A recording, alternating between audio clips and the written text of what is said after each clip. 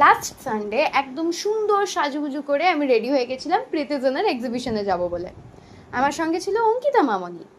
গিয়ে দেখলাম এটা শুধু এক্সিবিশন না, বেসিক্যালি এটা কলকাতা কার্নিভাল, যেখানে রয়েছে ডিফারেন্ট ডিফারেন্ট ইন্ডিপেন্ডেন্ট ব্র্যান্ডসের স্টলস। জামা কাপড় থেকে শুরু করে handmade jewellery, scented candles, fridge magnets, phone charms and everything. এত সব কিউট কিউট জিনিসপত্র দেখতে দেখতে আর এক্সপ্লোর করতে করতে আমরা ফুড কর্নারে পৌঁছে গেলাম।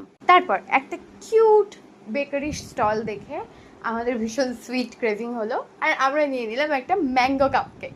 কাপকেকটা ঠিক যতটাই কিউট মিষ্টি দেখতে, ঠিক ততটাই সুন্দর খেতে।